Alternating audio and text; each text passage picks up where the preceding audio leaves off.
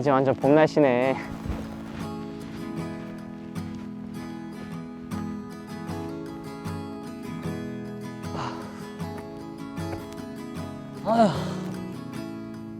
힘들다. 물 좀 마셔야지.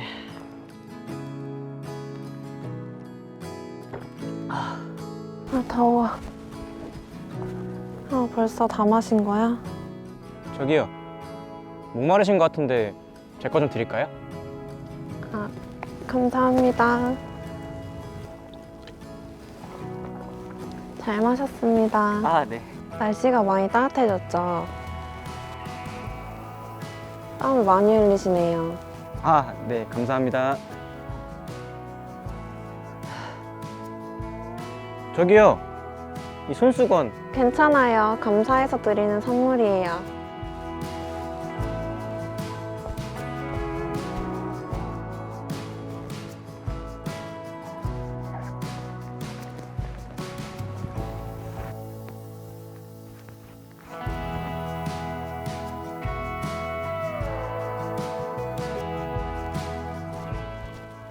벌써 이렇게 어두워졌네.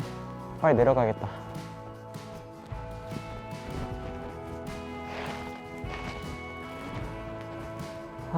큰일이네. 어두워져가지고 어딘지도 모르겠어.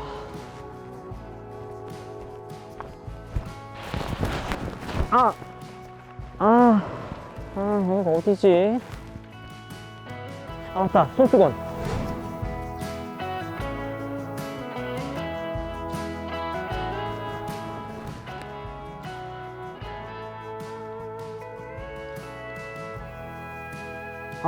이쪽으로 하면 길이 나오겠네.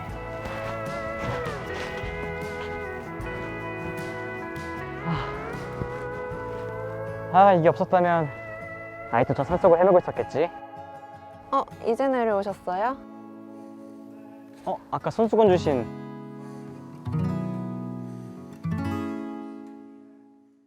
우연찮게 받은 그 손수건 한 장이 이렇게 요긴하게 쓰일 수가 없는 거죠. 우연히 받은 손수건 한 장. 여러분, 우리 삶의 여정을 돌아보면 이런 우연한 일들이 참 많아요. 그런데 참 이 신비로운 것은 우연한 것 같은데 절대 우연이 아닌, 그 당시는 모르는데 뒤돌아보면 우연이 아니었구나. 그 우연 속에 하나님의 세미한 섭리가 그게 숨겨 있는 거죠. 그래서 우연은 하나님의 섭리다, 이런 말이 있습니다.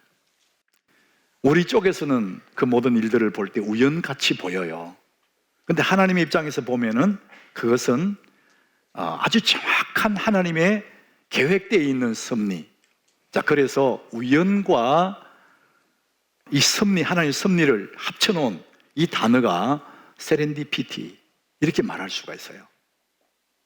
그래서 우리는 하루에도 여러 번 우연한 일들을 많이 만나요. 근데 그냥 지나치고 살지만은 하나님의 나라에는 우연이라는 게 없는 거예요. 거기에는 정확한 하나님이 숨겨놓은 섭리가 있다는 것이죠. 그래서 이 두 개가 우연과 하나님의 섭리를 합쳐놓은 이것을 우리는 세렌디피티다. 그래서 우리가 만날, 우리 인생 여정에서 만나질 하나님의 세렌디피티, 너무나 우리가 가슴을 뛰게 하는 이야기지 않습니까? 오늘 이 룻기는 바로 이 하나님의 섭리를 잘 설명해 주고 있는 그런 말씀이에요. 이 룻기가 1장부터 4장까지 이제 짧은 성경이에요. 근데 이 성경을 정확하게 전체를 요약해 주는 그것이 오늘 2장 3절이거든요. 이 룻이, 이방인 여자 룻이잖아요. 이 늙은 시어머니를 먹여 살리기 위해서 이제 밖에 나가서 이삭을 주어요. 추수하는 사람들 뒤따라다니면서 이삭을 주어서 시어머니를 먹여 살리기 위한 그런 겁니다. 그래서 이제 이삭을 주우러 밭에 나갔어요. 근데 이삭을 줍기 위해서 이 밭에 갔다가 저 밭에 갔다가 가는데 우연히 엘리멜렉의 친족 보아스의 밭에 들어가게 돼요. 이 보아스를 만나면서 이 룻의 인생이 반전이 되거든요. 근데 자기도 일부러 보아스를 만나기 위해서 간 게 아니에요. 이삭 주우러 가다가 자기도 모르게 우연히 그 밭에 들어갔는데 보아스의 밭이에요. 자, 그런데 그 다음 절에 보면 또 기가 막힌 단어가 나와요. 마침 보아스가 베들레헴에서부터 그 밭에 온 거예요. 우연히 룻이 그 밭에 들어갔고 마침 보아스가 그 밭에 온 거예요. 이건 겉으로 볼 때는 우연 같은데 하나님의 아주 세밀한 섭리가 거기에 숨어 있는 거죠. 하나님의 세렌디피티라는 것이죠. 우리는 이런 삶을 살고 있거든요. 우리도 그냥 지나치고 그냥 잊어버리고 이렇게 해서 그렇지, 뒤돌아보니까 내 삶에 살아온 여정을 돌아보면 아, 그때 그래서 그런 일이 있었구나, 우리 알게 되지 않습니까? 하나님의 세렌디피티. 절대로 하나님의 나라는 우연이 없다는 것이죠. 우연히 그 밭에 갔는데 마침 그때 보아스가 와요. 누군가가 연출해서 정확한 타이밍에 딱 대기시킨 것처럼 이게 하나의 작품처럼 돌아가는, 이것이 하나님의 섭리라고 말합니다. 하나님은 오늘도 우리에게 이런 은혜를 준비하고 계시죠. 우리 인생의 행로에, 여러분이 살아가는 인생 행로 속에 수없는 하나님의 세렌디피티들이 준비되어 있는 거죠. 우리는 그것이 우연이라고 잊어버릴 수도 있겠지만 하나님은 결단코 나를 위한 세밀한 준비가 되어 있는 하나님의 세렌디피티. 여러분, 이걸 생각하면 정말 우리 삶이 설레거든요. 아, 가슴이 뛰죠. 하루를 시작할 때 오늘 하루의 내 삶의 여정 속에 하나님이 어떤 섭리를 준비해 놓으셨을까? 하나님 오늘 내 인생을 통해서 어떻게 인도해 가실까? 이걸 생각하면 정말 그 하루가 하나님의 선물같이 다가오는 거예요. 아, 하나님이 나를 위한 하나님의 세렌디피티를 오늘 또 우리 만나게 될 텐데 어떤 모습을 보게 될까? 자, 우리는 성경에서 하나님의 사람들에게는 절대 우연이 없고 하나님의 사람들이 행하는 그 모든 일들을 통해서 하나님의 섭리를 이루어 나가시는 아주 정확한, 우리가 잘 알고 있는 성경 구절이 있습니다. 로마서 8장 28절이에요. 우리 같이 읽어봅니다. 우리가 알거니와 하나님을 사랑하는 자 곧 그의 뜻대로 부르심을 입은 자들에게는 모든 것이 합력하여 선을 이루느니라. 하나님의 사람들에게는 우연이 없다는 거예요. 모든 것, 그러니까 우리가 실수도 하고 실패도 하고 때로는 좌절도 하는 그 모든 일들조차도 하나님 다 묶어서 다 합력해서 결국은 뭐냐면은 하나님의 그 섭리, 하나님의 놀라운 뜻을 이룬다는 거예요. 여러분, 이걸 생각하면 우리가 몇 번 실패하고 잘못된 길로 갔다 할지라도 하나님은 그 속에서 또 하나님의 경륜, 하나님의 섭리를 이루기 때문에 우리는 결코 두려워할 필요가 없고 여전히 우리는 하나님의 손을 잡고 다시 일어설 수 있는 희망이 거기에 있습니다. 하나님의 세렌디피티. 하나님은 오늘도 사랑하는 자녀들 아무리 실수하고 실패해도 그 속에 여전히 하나님의 뜻은 이루어진다는 것, 여러분 믿으시기를 바랍니다. 굉장히 마음에 여유가 생기는 거죠. 이 룻기가 시작되면서 이제 한 가정을 소개해요. 엘리멜렉의 가정입니다. 이 가정의 아내가 이제 나오미죠. 이 가정에 두 아들이 있어요. 그래서 이들은 베들레헴이라는 하나님의 땅에 살고 있었는데 그 땅이 흉년이더라, 흉년. 그러니까 엘리멜렉이 아니 우리가 여기 살면 안 되겠다. 가산을 다 정리해서 그 정리된 걸 가지고 모압 땅으로 가요. 이방 땅 모압 땅에 갑니다. 그곳에서 정착해 살려고 가족을 데리고 내려갔어요. 그런데 모압 땅에 와서 얼마 있지 않아서 이 엘리멜렉이 죽어요. 그러니까 나오미는 남의 나라에서 갑자기 남편을 잃어버려요. 두 아들만 남았잖아요. 그래서 두 아들을 의지하던 이 나오미가 장가를 보내, 두 아들을. 그래서 모압 땅의 여자를 며느리로 받았더래요. 그 이제 5식구잖아요. 이제 이렇게 살아가는데 어느 날 두 아들도 또 죽어요. 그러니까 이제 나오미는 남편 잃고 두 아들 잃고 이방 땅에 며느리 둘만 덜렁 남은 거예요. 세 과부가 남아 있어요. 그래서 나오미는 10년의 세월을 그렇게 살다가 안 되겠다, 내 고향 하나님의 나라 베들레헴 그쪽으로 가야 되겠다, 마음에 굳게 결심을 하고 그쪽으로 돌아와요. 그게 두 며느리 중에 한 며느리는 그게 남고, 며느리 하나 룻을 데리고 베들레헴에 돌아왔어요. 10년 전에 나오미를 알고 있던 베들레헴에 있는 사람들이 나오미가 왔을 때에 환영을 하는 거예요. 아, 나오미가 돌아왔구나 환영할 때 그 사람들을 향해서 나오미가 21절에 이렇게 말을 해요. 내가 풍족하게 나갔더니, 베들레헴 떠날 때는 재산을 정리해 돈을 많이 가지고 있었다는 거죠. 풍족하게 나갔더니 여호와께서 내게 비어 돌아오게 하셨느니라. 다 잃어버리고 빈손으로 돌아오겠다, 이런 고백을 하는 거예요. 여러분, 풍족할 때, 많이 가졌을 때는 하나님 없이도 살만해요. 그래서 떠나요. 하나님 멀리해요. 모압 땅으로 갈 수도 있어요.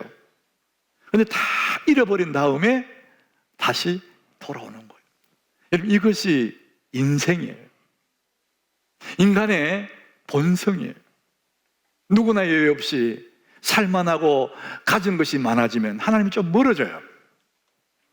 이 나오미 가정은 다 잃어버렸어요. 다 비었어요. 그럼에도 불구하고 하나님의 세렌디피티, 하나님의 섭리는 끊어지지가 않습니다. 실수와 실패와 다 잃어버리는 그곳에서도 하나님이 여전히 하나님의 계획을 이루시고 이 모든 것을 합력하여 하나님 마침내 가장 아름다운 선을 이루시는 하나님을 믿으시기를 바랍니다. 이 하나님이 계시기 때문에 우리는 너무나 든든한 거예요. 나의 실수도 나의 실패까지도 하나님의 섭리를 변경할 수가 없습니다. 하나님 그것까지도 사용하셔서 그곳에서 새로운 내 삶의 모습들을, 세렌디피티를 준비하셨다는 것이죠. 빈손으로 돌아왔지만 나오미는 다시 베들레헴에서 준비해 놓은 하나님의 세렌디피티를 만나게 되는 거예요. 얼마나 은혜롭습니까? 우리 한국 사람들 대부분이 우리 머릿속에 꿈꾸는 것은 대박나는, 한 방에 대박나는 호박이 능굴지를 굴러 들어오는 이런 꿈을 꿔요. 우리 그런 거 좋아하잖아요. 호박이 능굴지를 굴러왔다, 횡재했다. 근데 횡재했다는 그런 얘기들은 뭐냐면은 수고 없는 좋은 결과를 얘기하는 거죠. 사람들 그걸 굉장히 꿈을 꾸고 좋아해요. 근데 여러분 잘 기억하세요. 수고하지 않고 좋은 결과는 없어요. 근데 좋은 결과를 어떻게 하다가 한번 받았다 할지라도 그것은 결과적으로 굉장히 내게 아픔이 됩니다. 그 불한당이에요, 불한당. 땀 흘리지 않고 결과가 되려고 하는 사람들의 욕심이 불한당 같은 생각이 있거든요. 횡재하고 싶은 게 있거든요. 근데 그게 굉장히 위험한 겁니다. 내가 가만히 있는데 아무것도 안 했는데 횡재가 됐다, 그런 것은 세상에 없습니다. 여러분, 많은 사람들이 사기를 당하는 것은 그 횡재를 꿈꾸거든요. 수고하지 않고 쉽게 뭘 하려고 그러거든요. 그래서 많은 사람들이 낭패를 당하는 거예요. 여러분, 하나님 나라도 그렇습니다. 하나님의 세렌디피티, 내 인생 여정에 수없이 펼쳐놓은 하나님의 세렌디피티도 내가 가만히 있는데 아무것도 안 하는데 무의도식 하는데 그걸 만날 리가 없습니다. 하나님이 예배해 놓으신 하나님의 복을 얻기 위해서는, 하나님 준비된 하나님의 복을 얻기 위해서는 세 가지가 필요합니다. 여러분, 이 세 가지를 꼭 기억하셔야 돼요. 첫 번째, 하나님의 편을 선택하기. 따라합시다. 하나님 편을 선택하자. 여러분이 하나님 편을 선택해야 하나님의 펼쳐놓은 하나님의 그 섭리를 우리가 발견하게 되거든요. 하나님 편을 선택하는 것, 이게 가장 중요한 첫 번째입니다. 이 나오미 입장에서는 남편을, 두 아들을 모압 땅에서 잃어버렸어요. 10년의 세월을 지난 다음에 베들레헴으로 돌아가려고 이제 두 며느리한테 얘기해요. 1장 8절에 나오미가 두 며느리를 불러놓고 얘기합니다. 너희는 각기 너희 어미의 집으로, 어머니 집으로 돌아가라. 나 따라가서 아무것도 희망 없어. 아직도 젊으니까 이 고향 땅에 살아. 나는 베들레헴 돌아갈 거야.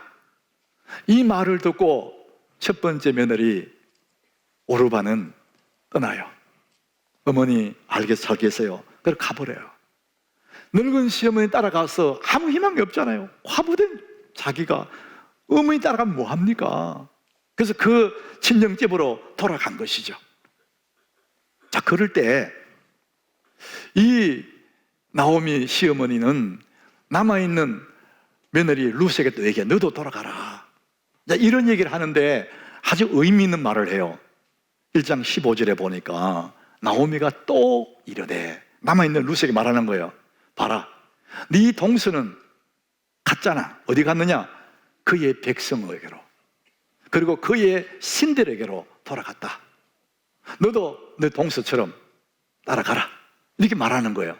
의미의 마음으로, 진정으로 며느리를 위하는 말을 한 거죠. 근데 그 말을 들어보니까 첫째 며느리 오르바가 어디로 갔나? 친정으로 갔는데, 실제로 친정으로 갔는데 그게 뭐냐? 하나님 모르는 백성에게로 갔다는 것이죠. 10년 동안 하나님의 집 나오미 가정에 가족으로 살다가 이제는 세상을 향해 갔다는 거예요.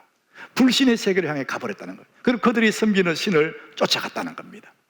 단순히 친정으로 간 것이 아니라 세상을 향해 가고 사람들이 좋아하는 곳으로 큰 넓은 길로 갔다는 거예요. 그래서 이 오르바는 다시는 성령에 나타나지 않습니다. 그날로 오르바는 싹 사라져버립니다. 다시는 보이잖아요.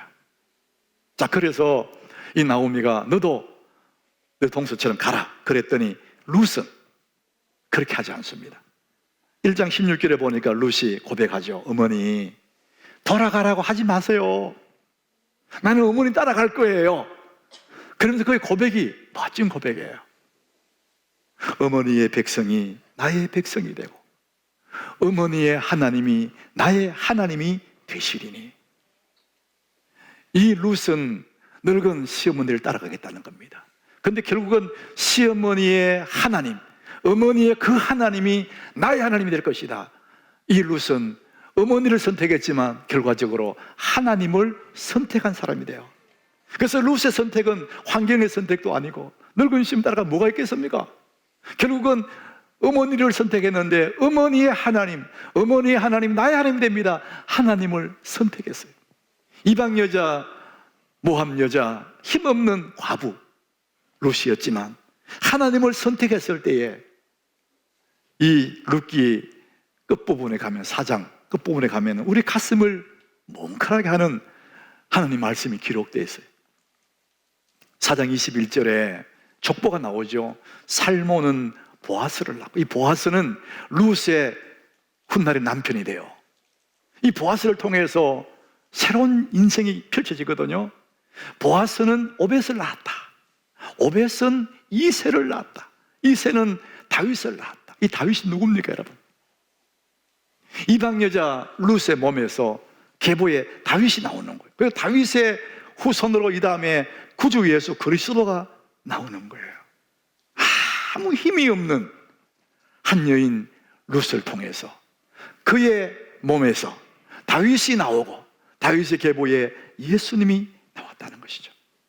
여러분, 우리 인생 행로에 우연함 같은 그런 삶 속에서 하나님의 세밀한 섭리, 세레디피티를 발견하려고 그러면 우리는 언제나 가장 먼저 하나님을 선택하는, 하나님 편을 선택하는 것이 우리 삶의 가장 우선순위에 있다는 사실, 여러분, 이게 너무나 중요한 겁니다. 하나님을 선택해야 하나님의 섭리를 만나게 되지 않습니까?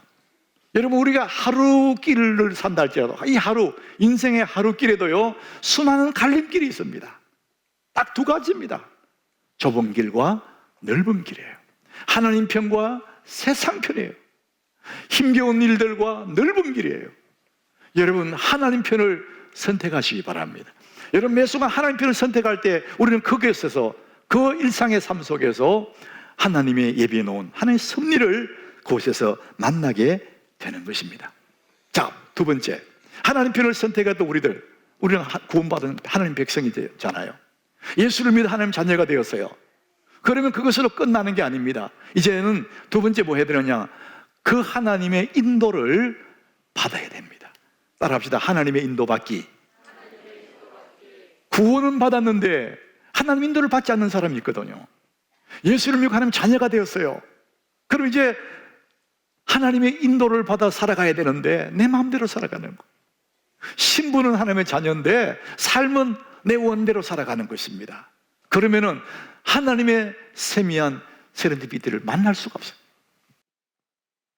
출애굽기 3장 8절에 잘 말씀해줘요. 하나님 모세에게 하시는 말씀이에요. 내가 내려가서 하나님 백성인 그들을 애굽인의 손에서 건져내고 400년 동안 종살이던 백성을 건져냈다. 구원하는 거잖아, 구원. 그걸로 끝나는 게 아니에요. 건져내서 어떻게 하냐? 그들을 그 땅에서 인도하신다는 거예요. 아름답고 광대한 땅으로, 적각 우리는 그 땅으로 데려가려고 한다는 것이죠.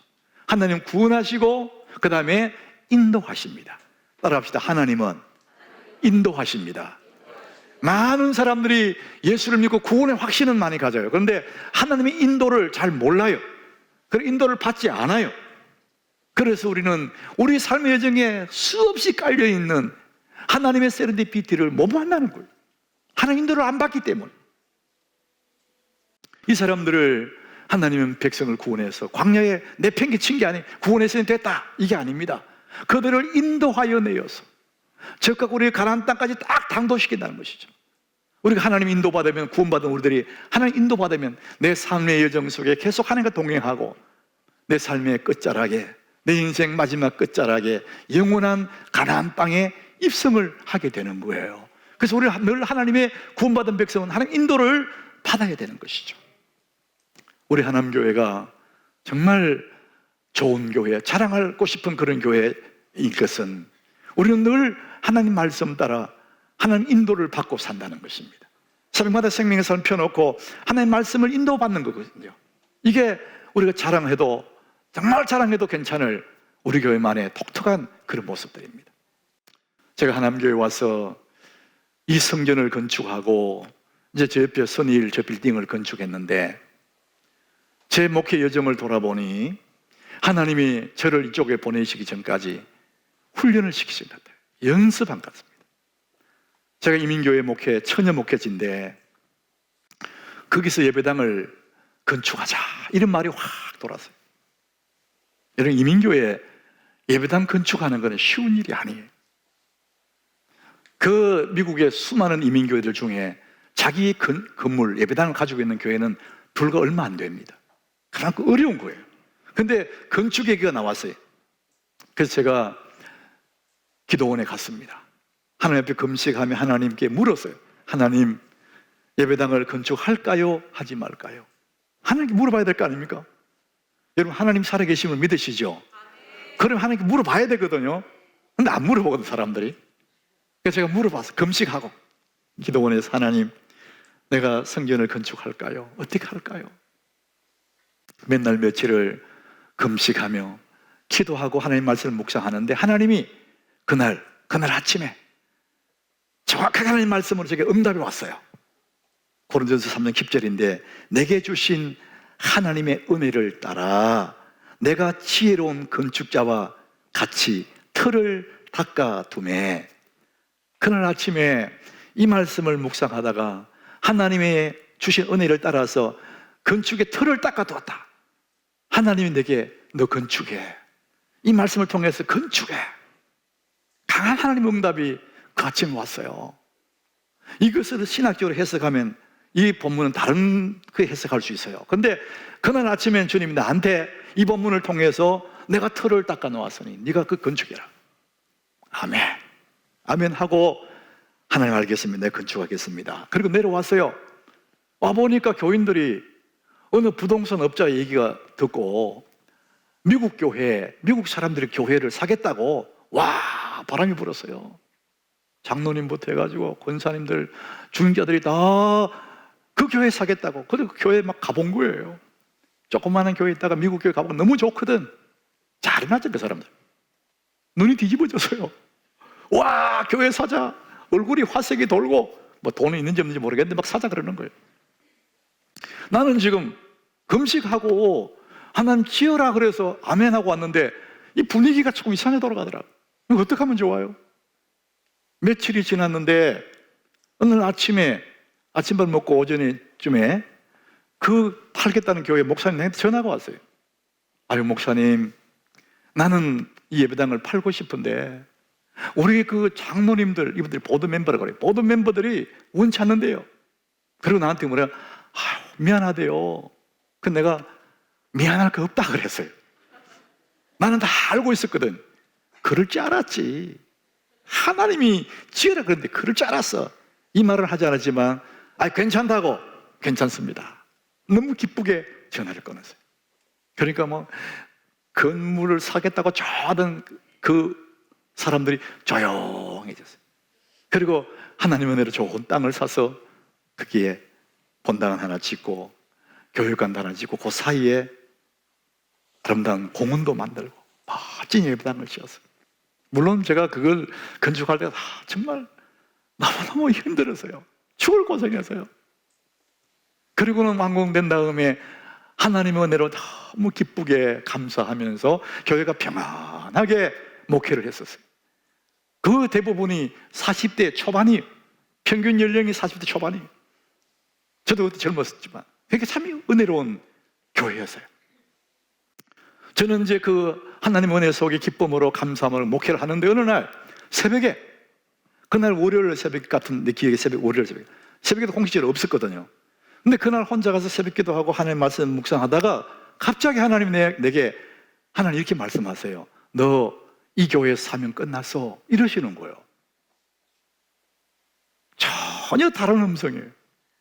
나는 그런 기도 한 적이 없어요. 근데 갑자기 하나님이 너는 이제 이 교회 사명 끝났어. 여러분 그게 무슨 얘기예요? 이렇게 좋은 교회를 떠난다는 섭섭함보다도 하나님 내게 말씀하시는 거, 너 이제 사명 끝났다.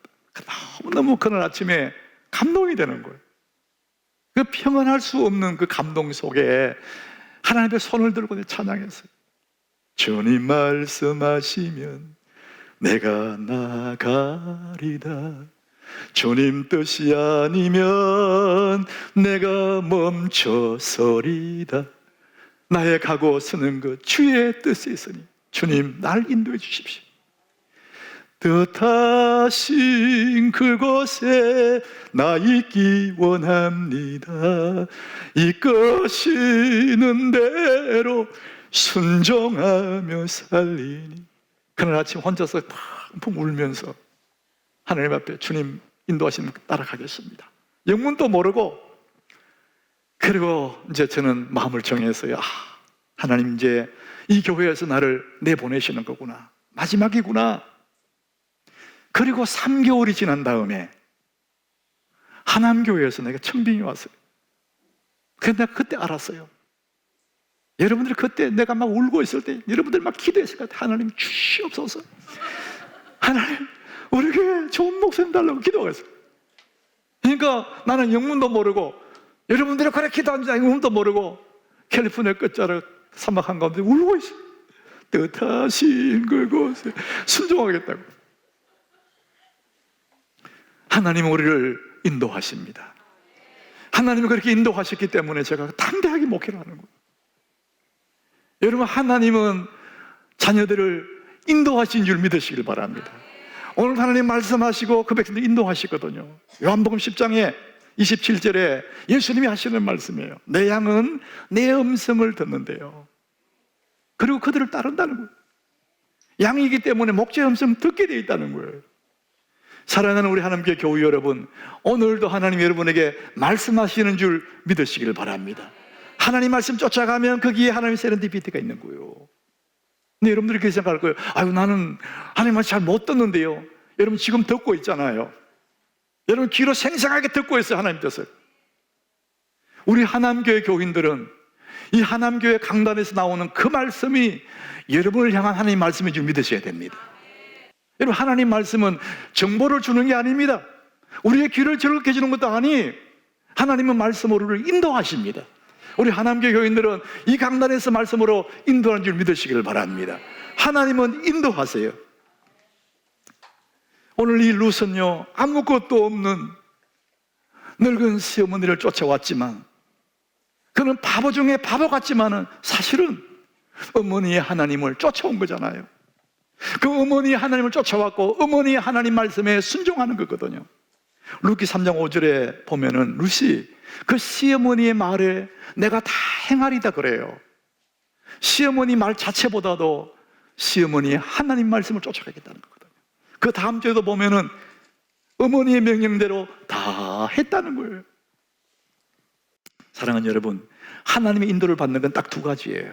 하나님의 말씀을 들어요. 그 다음에 그 말씀에 순종하는 거예요. 이 두 가지가 하나님의 인도를 받는 아주 단순한 그러나 가장 중요한 방법입니다. 주의 말씀을 듣고 끝나는 것이 아니고 그 말씀에 순종하면 여러분 그것이 바로 하나님의 인도를 받는 길입니다. 우리 인생 여정 속에 오늘도 하나님 예비해 놓으신 하나님의 세렌디피티, 하나님의 놀라운 우연 같은데 섭리가 거기에 있는 거예요. 자, 세 번째, 하나님이 예비해 놓은 그 세렌디피티 어떻게 만나느냐? 하나님 백성으로서 하나님 편을 선택하는 거고 하나님의 인도를 받는 거예요. 자, 세 번째, 하나님의 인도받는, 하나님이 우리를 어디로 인도하시느냐? 특별한 장소가 아닙니다. 특별한 상황이 아니에요. 하나님은 우리의 일상에서 우리를 인도해 가십니다. 그래서 우리 주어진 일상에 충실하셔야 됩니다. 매일매일 주어진 일상에 충실하는 거예요. 자, 오늘 2절에 보니까 이 룻이, 모압 여인 룻이 나오미에게 얘기해요. 어머니, 내가 밭에 가서 이삭을 주워 오겠습니다. 이렇게 얘기해요. 사실은 그 당시에 룻이 할 수 있는 일이 아무것도 없었어요. 이방 여자지요, 과부지요, 베들레헴 낯선 땅에 왔지요. 뭐가 할 수 있는 일이 없어요.